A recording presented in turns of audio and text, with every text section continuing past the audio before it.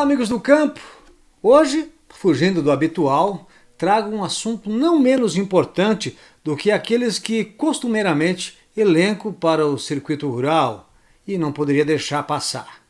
Hoje vamos falar de democracia ou dos ataques que o Estado democrático vem sofrendo.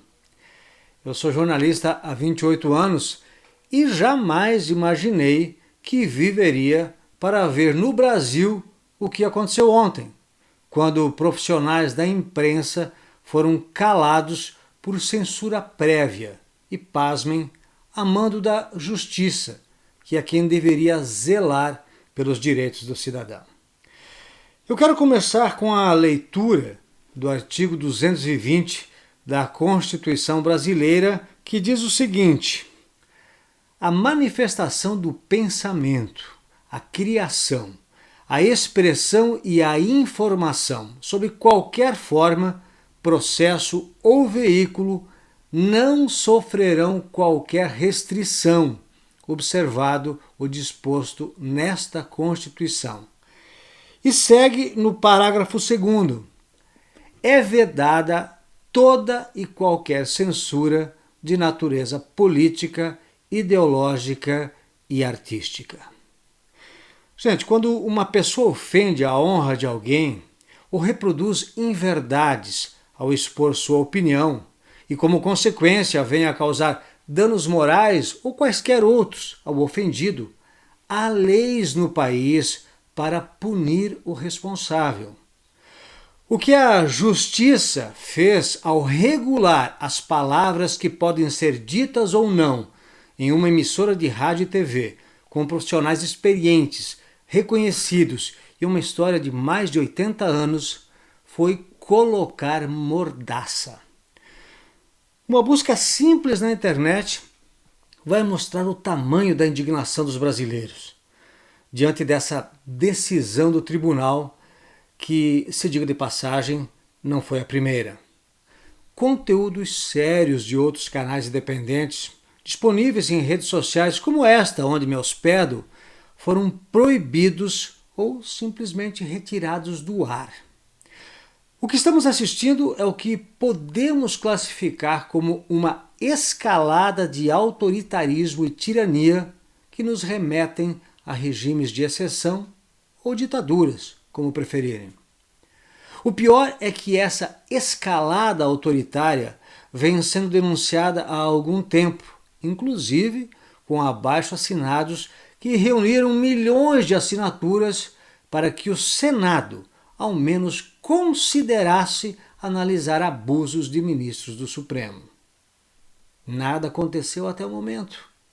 O presidente do Senado simplesmente ignora que foi eleito para representar a vontade do povo e jogou para o fundo da gaveta pedidos legítimos dos cidadãos, permitindo que a chamada ditadura da toga espalhe seus tentáculos. E os efeitos dos amordaçamentos também se espalham e geram medo.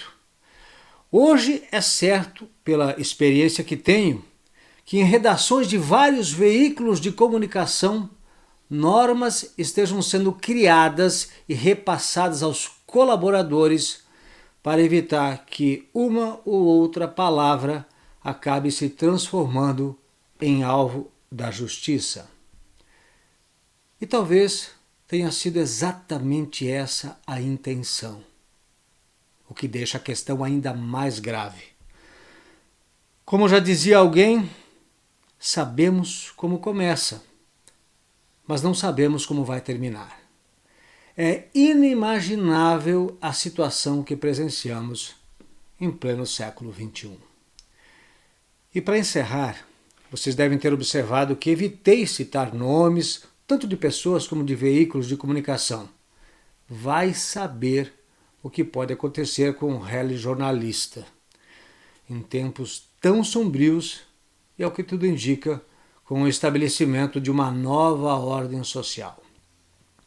Mas, por obrigação de ofício, não posso deixá-los com meia informação. Então, para fechar as possíveis lacunas deixadas neste boletim, e caso ainda haja alguém que não saiba o que está acontecendo e o que motivou tudo isso, eu peço a permissão para utilizar um trecho do pronunciamento de ontem do deputado Marcel Van Hatten, que tem imunidade parlamentar e que talvez ainda esteja protegido para expressar sua opinião com todas as palavras. Eu fico por aqui.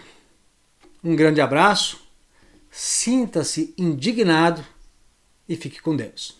A Jovem Pan lança um comunicado aos seus jornalistas dizendo: caros, com base em decisão do TSE, proferida nesta segunda-feira, estamos orientados pelo jurídico a não utilizar as seguintes expressões nos programas da casa. Vale para todos, aliás, não só jornalistas, comentaristas, colunistas da Jovem Pan, este comunicado interno. Quais são as expressões vetadas pela Jovem Pan com base em decisão do TSE? Ex-presidiário, descondenado, ladrão, corrupto, chefe de organização criminosa. Pois eu aqui digo, com base na Constituição que me garante a imunidade parlamentar, Lula é ex-presidiário, ministro Alexandre de Moraes e TSE. Lula é descondenado, Lula é ladrão, Lula é corrupto, Lula é chefe de organização criminosa. Não falo isso, aliás, apenas com base na minha imunidade parlamentar.